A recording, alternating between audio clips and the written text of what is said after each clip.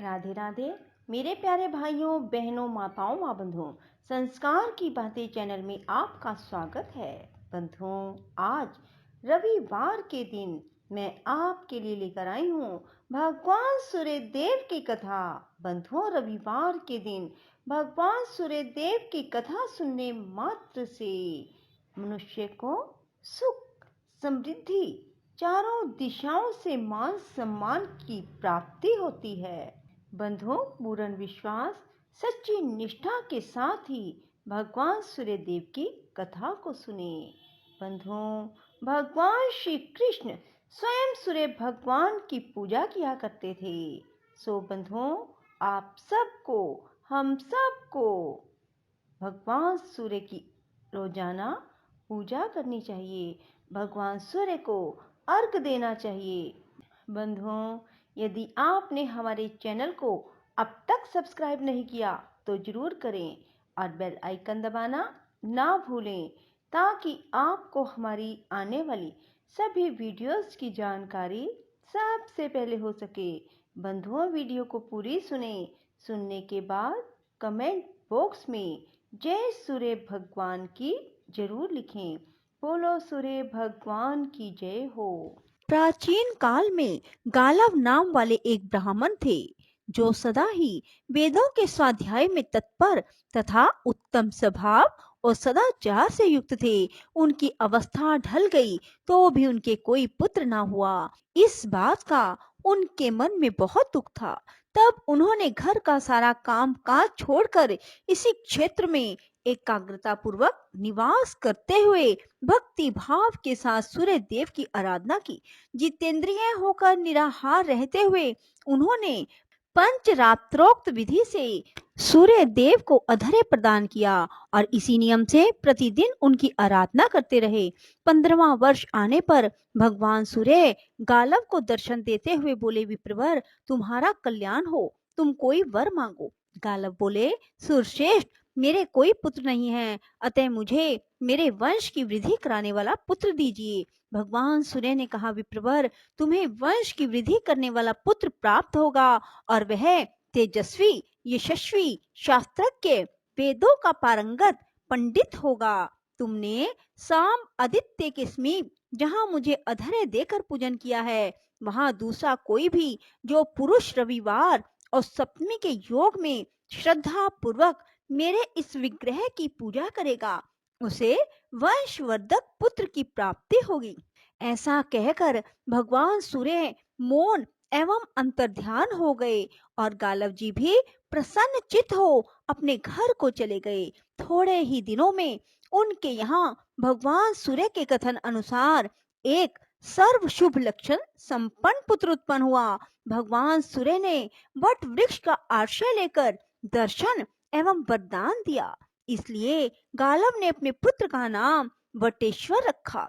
वटेश्वर के पुत्रों और पौत्रों को देख लेने पर महर्षि गालव भारी तपस्या करके सूर्य देव को प्राप्त हुए।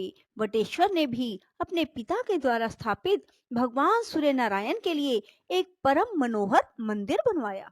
द्विजवरों, पूर्व काल में महात्मा विदुर ने भी उस क्षेत्र में भगवान श्री सूर्य नारायण, सदाशिव तथा श्री विष्णु का स्थापन किया। जो मनुष्य भक्ति पूर्वक इन तीनों देवताओं का पूजन करेगा, वह उस परम धाम को प्राप्त होगा, जो बड़े बड़े यज्ञों द्वारा भी अत्यंत दुर्लभ है। वहीं पर अर्जुन के द्वारा स्थापित किए हुए सर्व मनोरथ दायक भगवान विनायक विराजमान है, जो समस्त विघ्नों का नाश करते हैं। जो मनुष्य चतुर्थी को नक्त व्रत करके भक्ति भाव से गणेश जी की पूजा करता है, वह समस्त विघ्नों से मुक्त हो मनोवांछित फल को पाता है।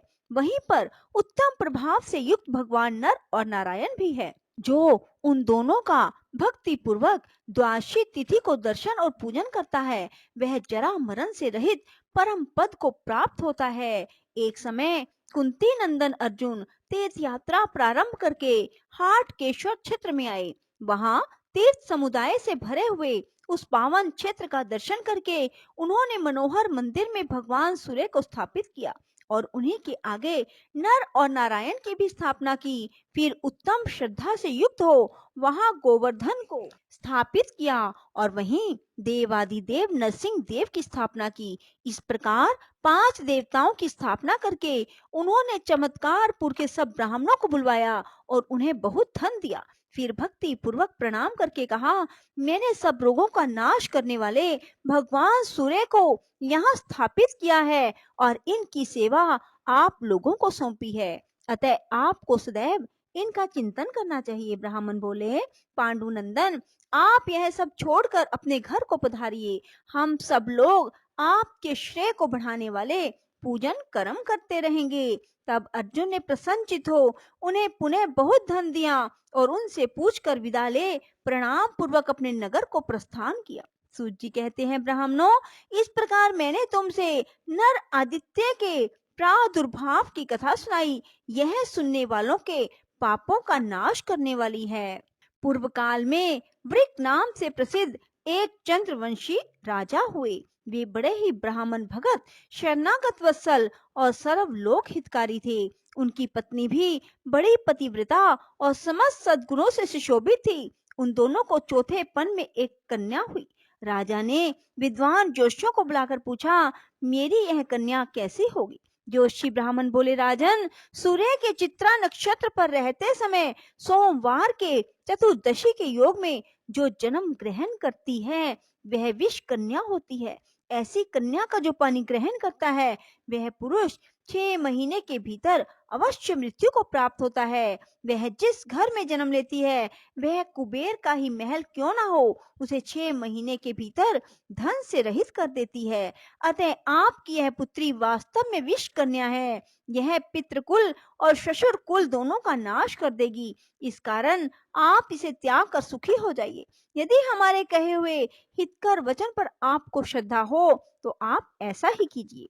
राजा ने कहा, ब्राह्मणों, मैं इस कन्या को त्याग दूं या घर में रखूं, दोनों ही दशाओं में मेरे पूर्व शरीर से किया हुआ कर्म ही फलीभूत होगा। पहले का शुभ कर्म हो या अशुभ कर्म, उसे मिटाया नहीं जा सकता। अतः मैं अपने कर्म को ही आगे रखकर इस कन्या का त्याग नहीं करूंगा। जो जिस जिस शरीर से जैसा जैसा कर्म करता है वह उसी उसी शरीर से पुनः सब के फल को भोगता है। अपनी इंद्रियों से पूर्व जन्म में जो कर्म किया गया है वह मिट नहीं सकता, उसका फल भोगना ही पड़ेगा और बिना किए हुए किसी कर्म का फल अपने सामने आ नहीं सकता। अतः मेरे सामने जो भी परिणाम आए मुझे कोई भय नहीं। देहधारी जीव के लिए गर्भ में ही आयु, कर्म, धन, विद्या और मृत्यु, इन 5 वस्तुओं की सृष्टि कर दी जाती है। जैसे वृक्षों पर लताओं में फल और फूल अपने समय पर आते हैं, समय का उल्लंघन नहीं करते, उसी प्रकार पूर्व जन्म का किया हुआ कर्म भी अपने समय का उल्लंघन नहीं करता। नियत समय पर उसका भोग करना ही पड़ता है। कोई भी पुरुष पूर्व शरीर द्वारा किए हुए कर्म को अपने बल और बुद्धि से पलट देने में समर्थ नहीं है। जो शीघ्रता पूर्वक दौड़ता है उसके पीछे उसका कर्म भी दौड़ता है। कर्म साथ ही सोता है और खड़े होने पर साथ ही खड़ा होता है। जिसको जहां भी सुख या दुख भोगना है वह रस्सी से बंधा हुआ सा बल पूर्वक वहां खींच कर पहुंच जाता है। जैसे तेल समाप्त होने पर दीपक बुझ जाता है, उसी प्रकार कर्मों का नाश होने पर जीव मोक्ष को प्राप्त हो जाता है। ऋतु काल में पुरुष के द्वारा गर्भ में स्थापित किए हुए अचेतन वीर्य के एक बिंदु का आश्रय लेकर जीव अपने कर्म के साथ वृद्धि को प्राप्त होता है। जिस उदर में कितनी ही अन्न पान डाले जाएं, नष्ट हो जाते हैं, भक्ष्य पदार्थ पच जाते हैं, वहीं पड़ा हुआ वह गर्भ क्यों नहीं नष्ट हो जाता? इसलिए लोक में देहधारियों का किया हुआ शुभ अशुभ कर्म ही सुख दुख के रूप में प्राप्त होता है, ऐसा मेरा निश्चय है। आरक्षित वस्तु भी दैव से सुरक्षित होकर बच जाती है और सुरक्षित भी दैव से हत होकर नष्ट हो जाती है। वन में त्यागा हुआ अनाथ बालक भी जीवित रहता है और घर में बड़े प्रयत्न से पाला पोसा जाने वाला शिशु भी मृत्यु को प्राप्त हो जाता है। ऐसा निश्चय करके राजा ने जोशियों के सलाह देने पर भी उस विष कन्या का परित्याग नहीं किया। पिता ने उसका नाम शर्मिष्ठा रख दिया उसी समय क्रोध में भरे हुए राजा के शत्रुओं ने उनके राज्य को सब ओर से सताना आरंभ किया। तब राजा भी चतुरंगिनी सेना के साथ बाहर निकले और उन्होंने शत्रुओं के साथ घोर युद्ध किया, जो यमराज के लोक की जनसंख्या बढ़ाने वाला था। 10वें दिन राजा वृक को शत्रुओं ने सब ओर से घेर मार डाला।